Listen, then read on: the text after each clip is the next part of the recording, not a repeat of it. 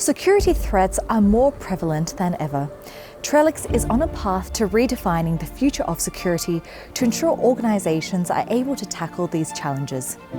They have developed a platform using AI that minimizes the time to detect and respond to threats and to protect against future attacks.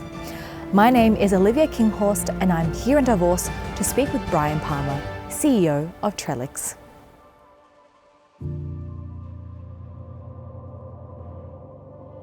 So welcome to the program, Bryan, to beautiful Davos, a place that you are, of course, very familiar with because of the World Economic Forum. I'd like to dive right in. Trellix's goal is to have a fresh, new approach to security. What does that mean in practice? Well, first of all, Olivia, it's great to be here with you in Davos and excited for our discussion. Yeah, so first of all, Trellix is the leader in extended detection and response. And we see a real opportunity in the market to build an enterprise platform for cybersecurity. That doesn't exist today in cybersecurity, and we're building that enterprise platform. So we're a global company, we're focused on cybersecurity, and we're in over 75 different countries. I think the most important part about what we're trying to do is improve security operations. We see a real opportunity to improve the way cybersecurity teams are battling against attackers. And that really starts with the Chief Information Security Officer. And the Chief Information Security Officer is our most important customer, and our job is to help make them successful as they protect their organization.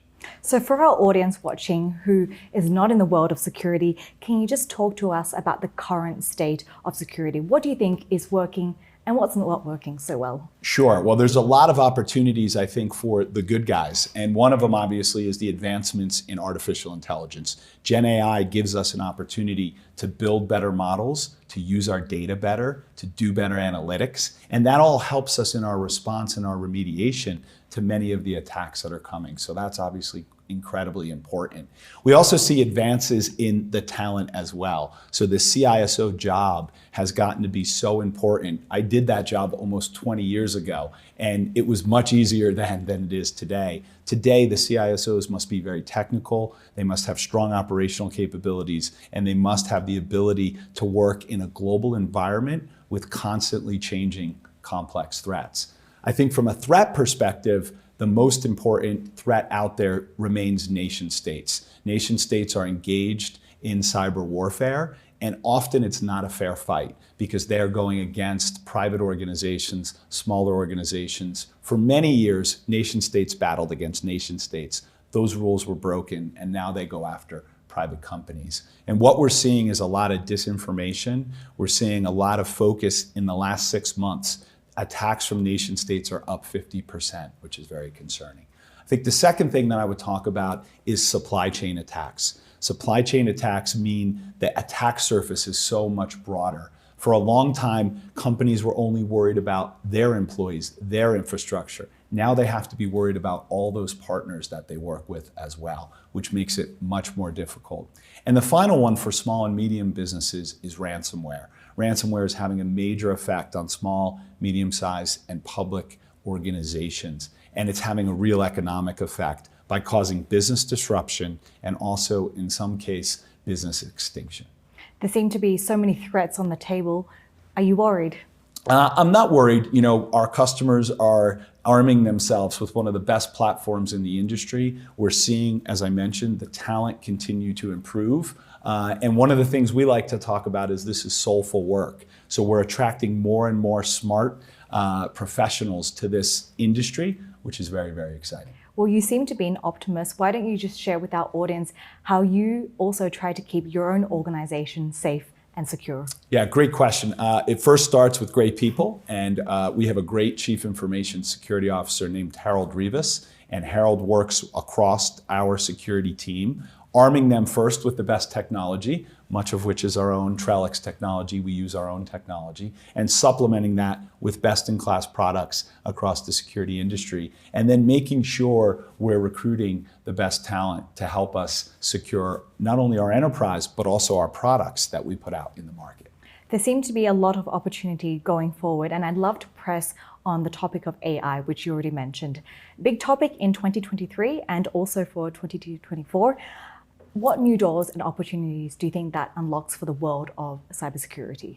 Well, I think a couple. I mean, first of all, it unlocks opportunities for the bad guys. So the bad guys are using it to build better malware. They're using it to have perfect grammar when they go and do phishing, which for many years they didn't do. They can now put these great emails out that seem very real, that can get people into a potentially troubling situation. But I think for the good guys on our side, it allows us, number one, to build better analytics, which is really critical, to be able to analyze the data we have much faster and much more effectively. That allows us to create better response and remediation efforts. So we're seeing that Gen AI is allowing response to be much better and faster than it used to be.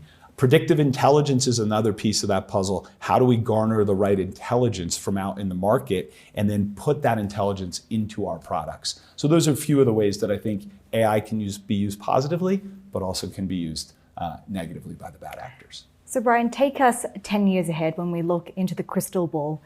Security is increasing, we're seeing the progress there, but on the flip side, threats are also increasing. Where will we find ourselves in a decade from now? It's a great question, and I think as we continue to play out this constantly evolving game between the attackers and the good guys, it's always a changing landscape. I think one of the step function changes that we'll see that's very different from when I started in the business is what happened for many years was we had people that were primarily driving the security and machines were helping or complementing. I think over the next decade, machines will get in the driver's seat and people will actually supplement and complement the machines. So I think that's going to be a big change. I think the battle will continue. I think the good guys will continue to win the battle in the end, and we'll make improvements over the next decade. Let's really hope we see that. I just want to finish up by taking a look at the World Economic Forum. The theme this year is, of course, rebuilding trust.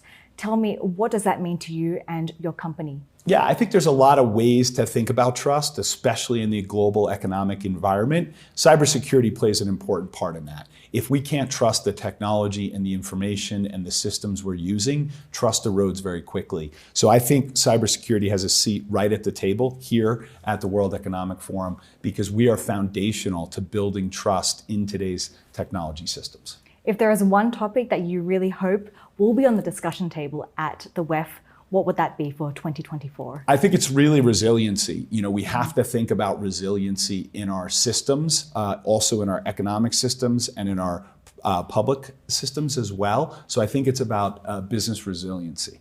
Well, ultimately, we'll have to see what the program unfolds. And I know that you have a busy week ahead of you. So thank you so much for sharing your insights and have a wonderful time in Davos. Thank you. Thanks, Olivia.